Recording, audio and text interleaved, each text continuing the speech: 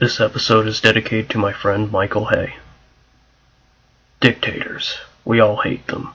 Like Great Uniter Kuvira and Fire Lord Ozai. But, if these two fought, who would be the biggest dictator?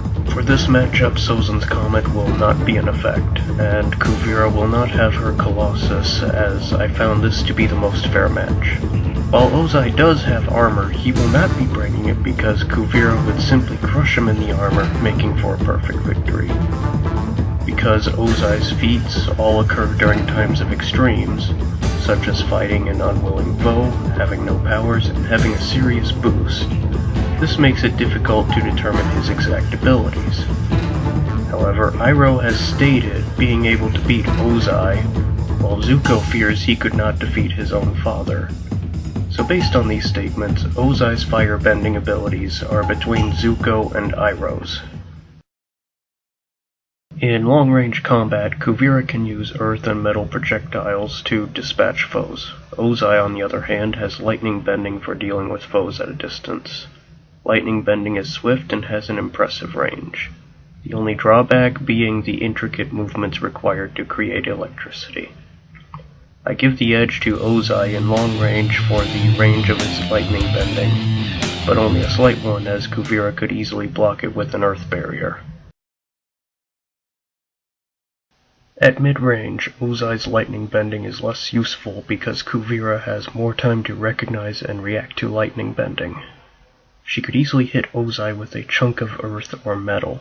Not only that, she could ensnare him with a piece of metal, all of which could make it difficult to lightning bend. As Zuko demonstrated, if one's movements are not perfect for lightning bending, the user can be hurt.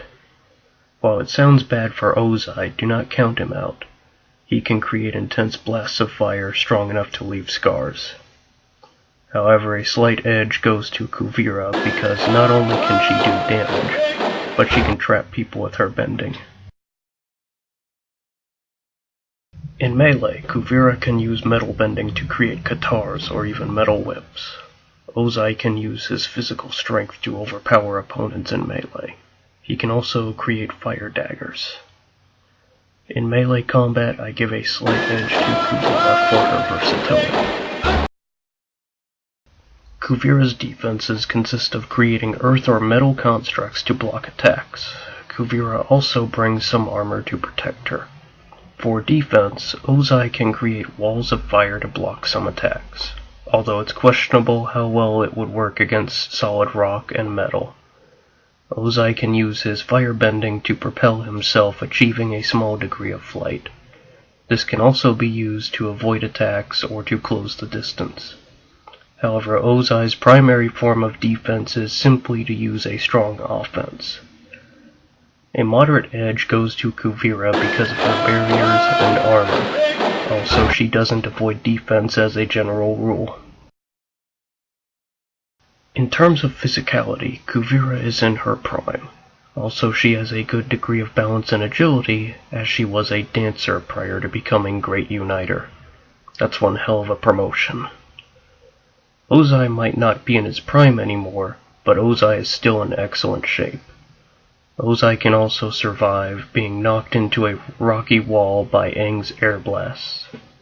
In terms of physicality, I give a solid edge to Ozai for his strength and durability.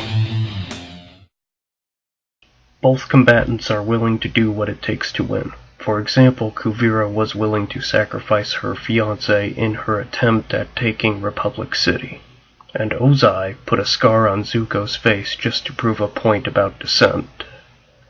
Kuvira has shown to be cold and calculating in combat. Also, Kuvira brings a surprise factor to this fight, because Ozai has no knowledge of metal bending. Ozai uses intimidation in combat and does not favor strategy, preferring to overwhelm foes. Ozai brings more combat-related experience to this fight. Overall, I see Kuvira's cold, calculating style being a counter to Ozai's very aggressive fighting style. so I give a moderate edge to Kuvira in miscellaneous factors. The edge in long-range combat went to Ozai for lightning bending. Kuvira got an edge in mid and close range for versatility. The edge in defenses went to Kuvira for her armor and barriers. Ozai received the edge in physique for his raw strength and stamina. Lastly, Kuvira got the edge in misc factors for her calculating nature. The question remains, who is the biggest dictator?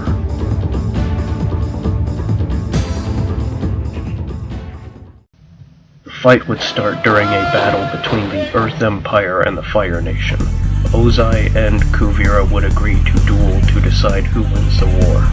At the start of the duel, Ozai would open with lightning bending to finish off Kuvira immediately. This attempt would be blocked by a barrier of earth. Kuvira would then throw a chunk from the wall at Ozai. However, Ozai would dodge this and throw a blast of fire. Kuvira would dodge this and throw another chunk of earth at Ozai, which he would dodge and then attempt to counter with another bolt of lightning. Thinking quickly, Kuvira would throw part of her armor at Ozai to snare him, hitting his shin and tripping him. The bolt would still go off, but miss. Ozai would be trying to right himself up while his shins are tied together, and propel himself into Kuvira, tackling her to the ground. And then he would singe her face with fire bending, giving her a scar similar to Zuko's. Before Ozai can finish off Kuvira, he finds himself gutted by Kuvira's guitars, and drops dead. Kuvira moves the corpse off of her body to stand up victoriously, only to be asphyxiated by Zahir, who was waiting for the tyrants to finish each other off. Just kidding. I'd really like to thank Michael for this match. It was a really close one. I spent a lot of time just trying to figure out who would win, and often found myself switching verdicts. Honestly, this match is so close it comes down to opinion. In my opinion, I see Kuvira winning this 5/10 out of 1,000, due to her better defenses and versatility in combat. The added surprise of metal bending helps her case too. Now, about the other possible scenarios. If Ozai were under the effects of Sozin's comment, he would basically cook Kuvira under the extreme heat of his bending at least 800 times out of 1,000. On the other hand, if Kuvira brought her Colossus, even under Sozin's comment, Ozai would still lose nearly every time. Ozai would have no knowledge of the Colossus and could not get inside, considering Bolin's lava bending did not even leave cosmetic damage to the Colossus. On the next episode of Avatar Versus, we take a break from re-educating opponents and tyrants killing each other for a more lighthearted match. Two comic relief characters enter the ring, Sokka of the Water Tribe and Aang's son Bumi. Starting with the 5th episode, I will start doing one non-Avatar character versus an Avatar character, so keep that in mind when suggesting new episodes. Don't forget to like, comment, subscribe, and share.